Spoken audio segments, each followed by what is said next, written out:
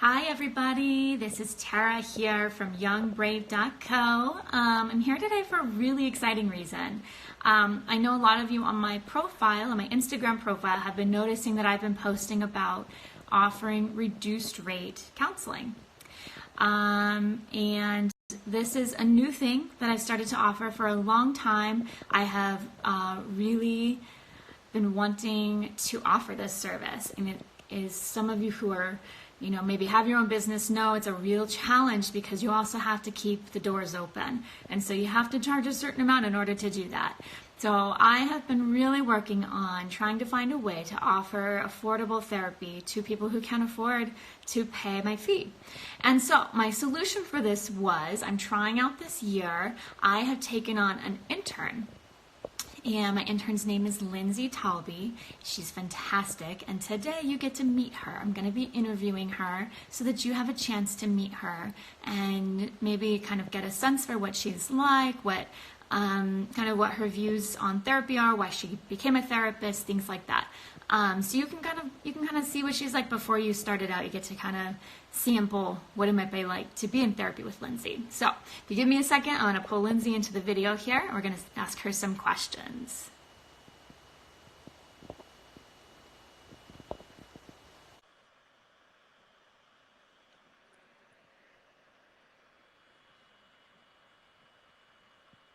All right, she's connecting. Let's see. There she is. Hi, Lindsay. Oh, we're having trouble hearing you. Okay, now I can hear you. I think we're good. I think we're good. Yep, awesome. So thank you so much for joining us today, Lindsay. Thank you. Yeah. One thing I wanted to mention about you to our listeners today is that you are a student right now. You're an MSW student, and so you are getting experience right now working with clients and doing therapy, and we'll have a degree pretty soon. You get to do it on your own. So I just want to make sure I mention that so everybody is fully aware that's something that I have to disclose in this field. But yeah, well, why don't we get started? I have questions for you today, and I'm sure our listeners are eager to hear about you and what you do. Okay. All right. So I always like to start out just kind of hearing your story. So tell us what made you decide to become a therapist. Wow. I really love hearing any therapist's background story on, how they got into therapy, because it is such an interesting field and something that, people don't necessarily think about as being a career a lot of times. And I definitely think that was the case for me as well. It's not one of those careers that I grew up knowing that's definitely what I want to do. So really my journey kind of started in undergraduate studies. So graduated high school, went to college, and I was one of the lucky few that I knew exactly what I wanted to do. And so I began as a political science major, actually, and I wanted to go to law school. So that was my plan. And as we all know, life throws us curveballs, and a lot of times you don't understand them at the time, but they always make sense later. And so exactly. Yeah, one of my requirements for the program, of course, is a general ed, different electives. And so one of the options was to take Sociology 100. So I took that course and absolutely fell in love with it. And a lot of people are like, well, that's sociology. How is that related? But just learning about people and their environment and how all of that works together was just absolutely fascinating to me. And it just made sense. And so that's really where it started. And so just that field in itself and how that relates to social work is really what got this going. So later down the road, I was like, maybe I should take a social work course. And as I had suspected, I absolutely loved it. So I ended up changing my major to sociology, and I had no idea what I wanted to do with that. But I just kind of went with my gut and my intuition and changed my major, and I don't regret it. So after graduating with that sociology major, I still didn't know what I wanted to do. So I actually started working and kind of went a completely different direction. And I worked in a different field for several years. And I really loved that. Yeah. But at the same time, I could not shake this nagging sense that I needed to do something, in sociology or social work. So I made the decision to go back and get my master's in social work, and that's where I am now. Amazing. And yeah, interestingly enough, what started my journey was just falling in love with the coursework. But life takes you on a journey, and I encountered Sure does. yeah, I encountered my own issues, mental health issues, and I see, just daily how mental health can impact my family, my friends, and Yeah. that really just further confirmed my decision. And I just knew, this is it. This is what I'm meant to do. Yeah, and I think a lot of therapists have this experience when getting into this field, and I think a lot of our clients don't realize that we're people too, and often what leads us to this field is the stuff that we work through in life, and oftentimes Right. with a therapist, and we on the other side of the of the couch, Yeah. we see what it's like to have somebody that you can talk to, who you trust, who helps you have insight into your life, and make help you make changes. And that Yeah. experience, I think, for a lot of us, seeing this happen with our family and friends and with ourselves really does kind of trigger us to be like, you know what? I worked through some stuff, and I would love to be in that position of helping others do the same. Yeah. Yeah. And you bring up a great point. And, anytime someone does see a social worker or a therapist, that, that doesn't necessarily mean that, I'm here to disclose all of my stuff. But, I really think that helps. And I think, everyone has their struggles. And that does not mean that a therapist isn't going to. Just because we work in the field doesn't mean we're immune to our own issues and, our family and friends. So I think that, like I said, that just really further confirmed that I definitely was going in the right direction. Yeah, that's awesome. I love that.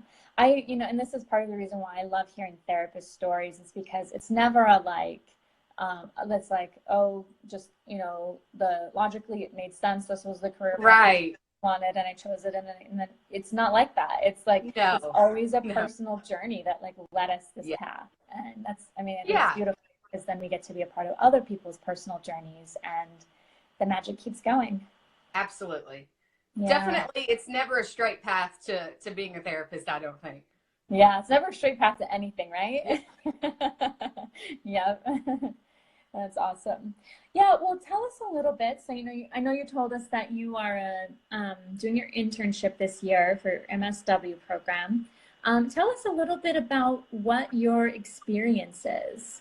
I know a lot of people like to know that when they go to a therapist. What have you done, or who have you helped? Yeah, and so I know, even me personally, you would think, okay, this person's not finished with school yet, so how could they have any experience? But I really have had such great opportunity to have experience with a lot of different people, so I'm very, very thankful for that. And I think that you can have a lot of experiences before you're even practicing as a therapist, and I think that definitely helps.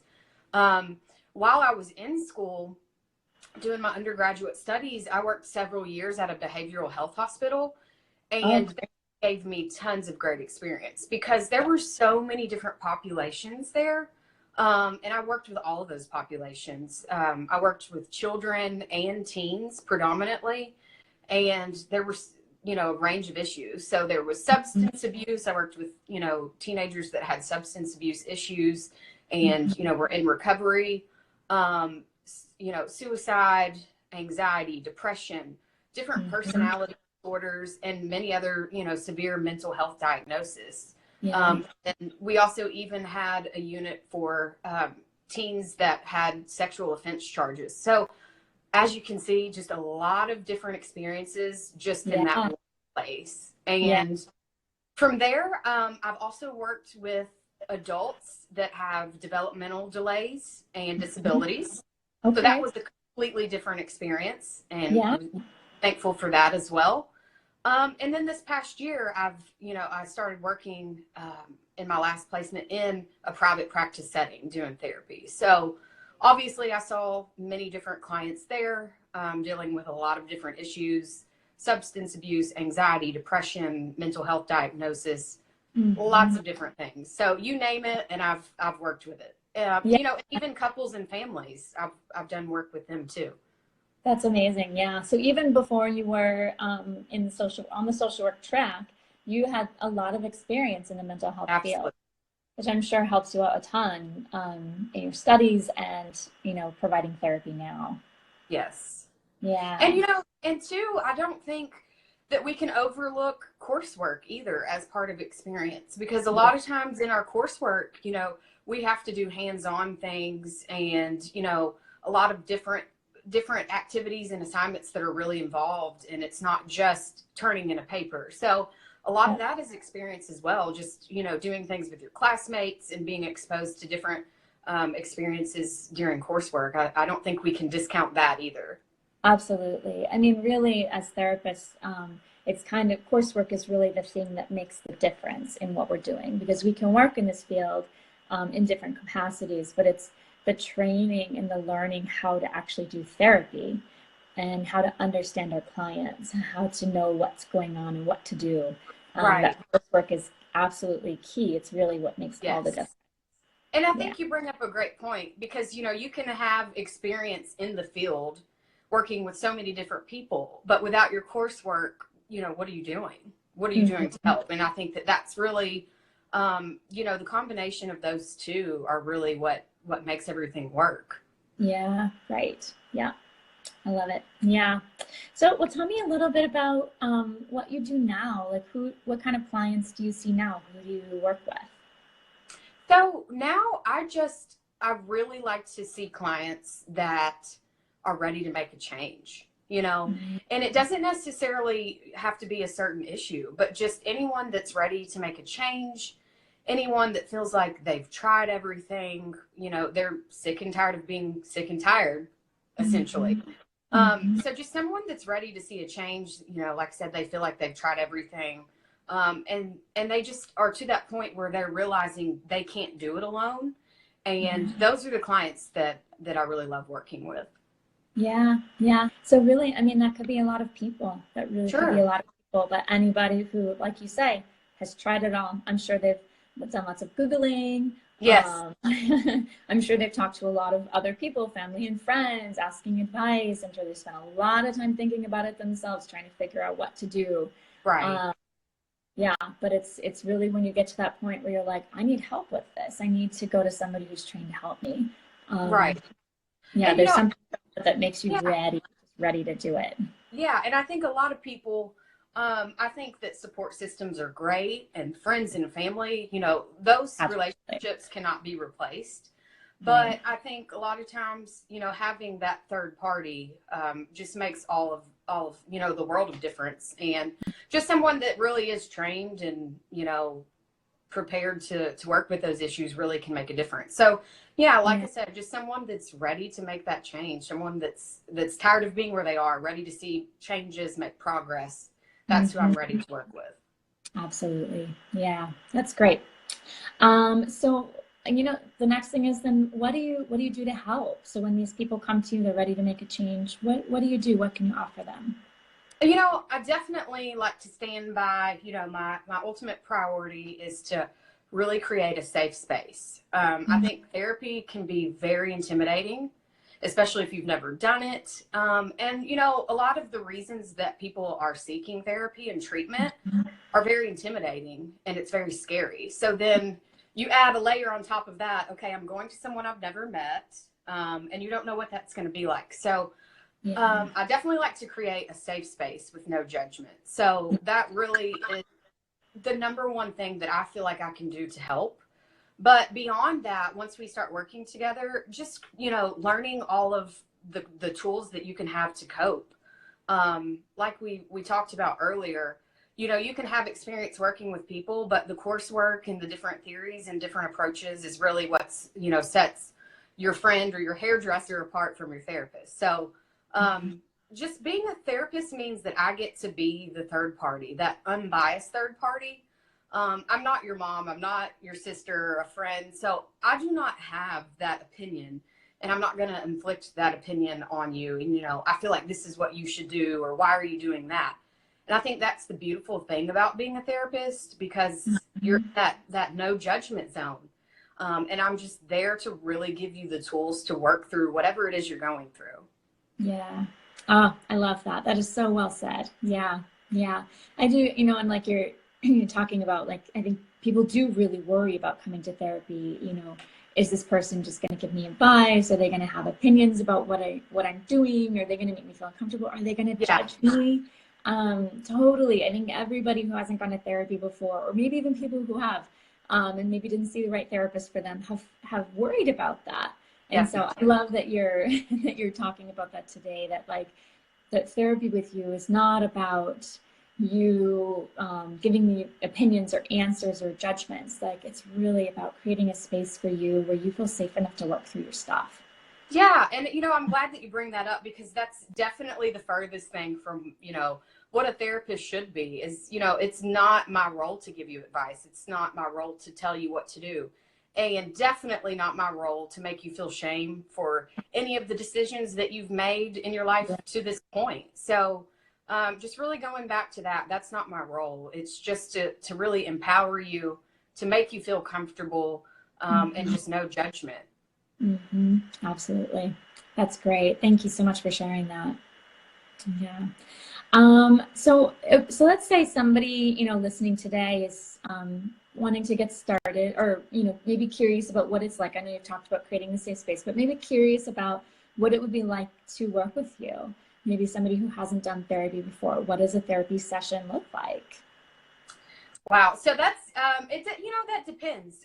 Every session is different, every person is different, Mm-hmm. and I definitely don't work with a one size fits all. So I think you kind of have to tweak it just depending on the issues that you bring to the table, personalities.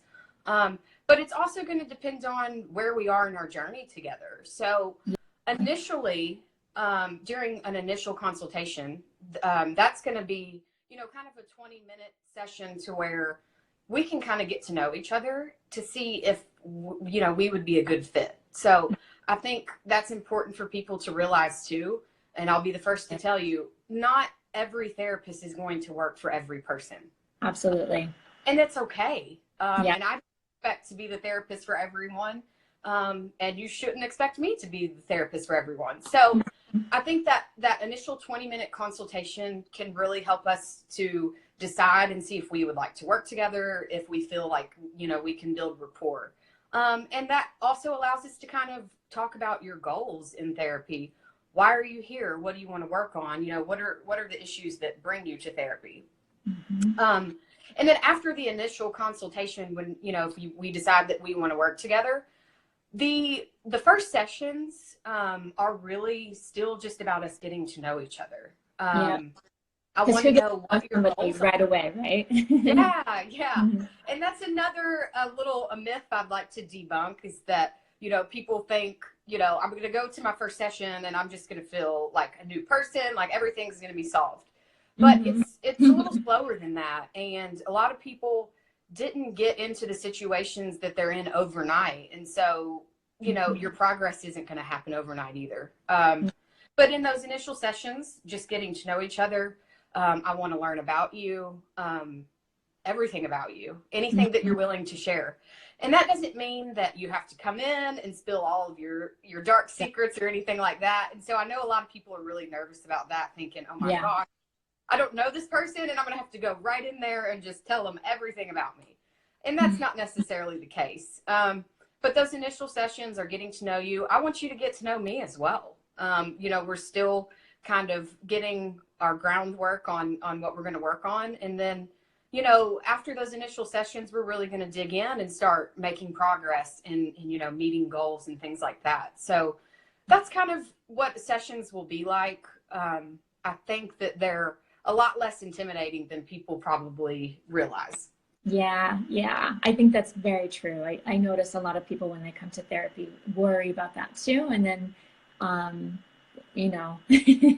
Yeah. it is that safe space, when I'm not judging you, when I really want to understand you, it creates a whole different feeling about therapy, and people often feel a lot Yeah. less nervous if they try it. Yeah. My favorite is after, an initial session or initial several sessions, people are like, that is nowhere near what I thought it would be like, and in a good way. So Yeah. I get that feedback so often, and I love it every time because I just think that people's preconceived notions just really don't match what it is. It's not an intimidating process. Yeah, right. Yeah. Yeah, that's great. And I hear you also saying about, I noticed you've mentioned kind of the getting to know you piece and kind of building that comfort level. And it sounds like what you're doing is offering kind of a time of allowing somebody to learn if they can trust you before they come in, before they like spill their guts. You Right. get to know them, you're learning their story, but before they even like get to the time where they're, gonna like tell you their deep dark secrets if they do it all. Getting to know who you are and being able to trust you first. Yes. And I like that you bring that up because, I think that I should earn your trust as well. If you're my client, I don't expect you to come in and trust me from day one of meeting me. And I really like to spend that time earning your trust as well. Yeah, absolutely. Yeah. Well, that's great. So how many sessions does it take?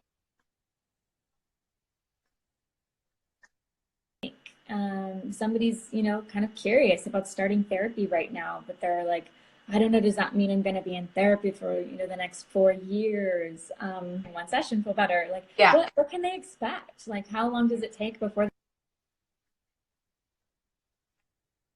Well, I think everyone's different. You're breaking up a little bit, so I don't know if I'm talking over you. I hope not. Everyone's different, and a lot of people, like I said, after that first session, they leave and they say, wow, I feel so much better. And, I don't want people to think they're going to come in one session and feel better and have all of their problems solved, because that's not the case.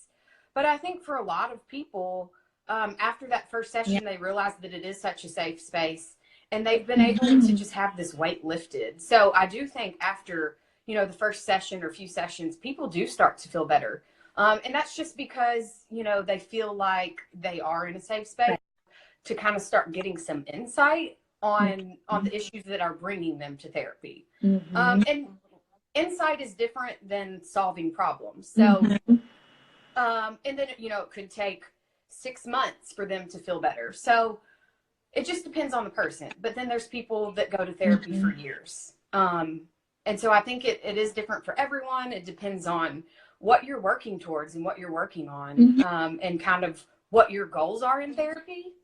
And I also want to tell everyone out there that it doesn't matter how long you're in therapy. It doesn't make you better or worse than someone that maybe goes for a shorter amount of time. So definitely keep that in mind. If you go to therapy for years, that does not mean that, it's just taking longer to work on you. You have more issues. I think everyone's just on their own journey, and you can't have any expectations, timelines on that. Just like you can't have timelines and expectations for your life. You can have a blueprint and you can have goals, and that's great, but things don't always go that way. So I think everyone's different. That sometimes people start to feel better early on.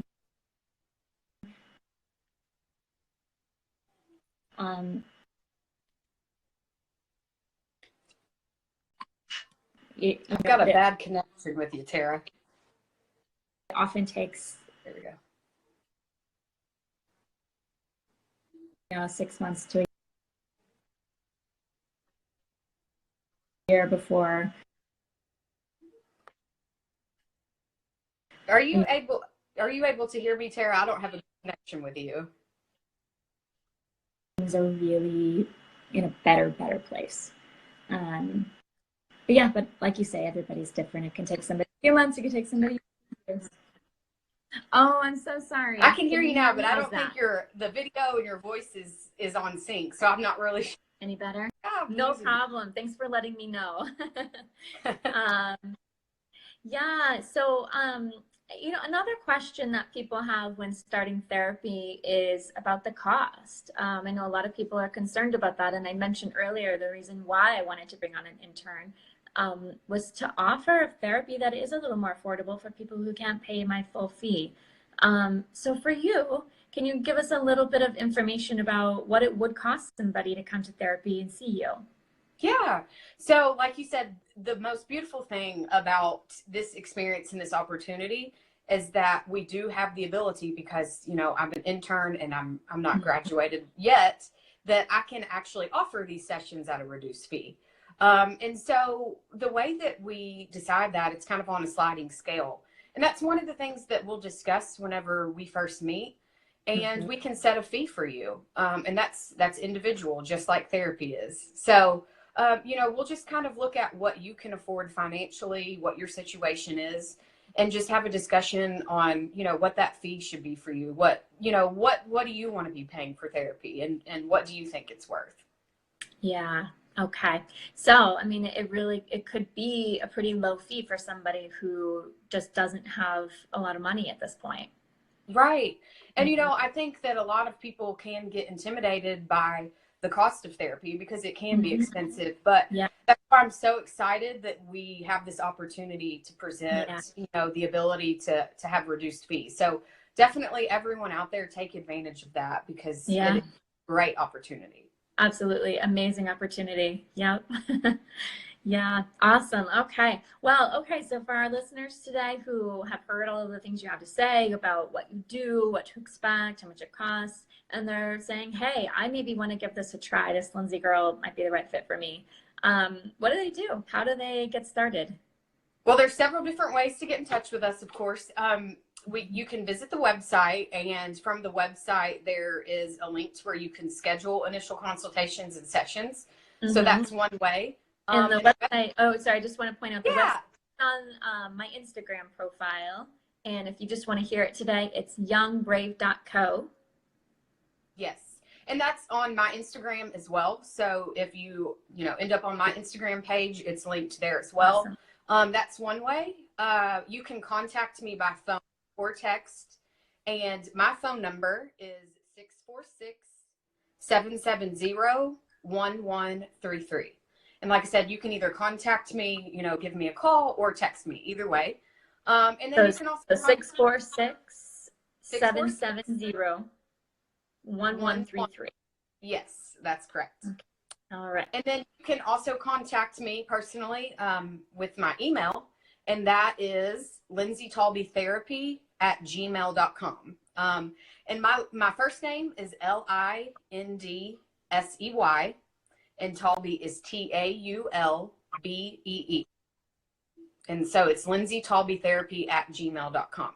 So there's many different ways: website, phone, or email, that you can get in touch with us. Awesome. So we make it easy, right? Yes, definitely easy. All right. And I posted all of those on here in our in the little dialogue that's going on. So if you want to just click on those, they're right there. Yeah. Well, awesome. Well, thank you so much for joining us today, Lindsay. Thank and you. let everybody have a chance to get to know you. Yes. I look forward to meeting everyone. Awesome. All right. Thanks. I hope you have a great day. Thank you. All right. Bye-bye.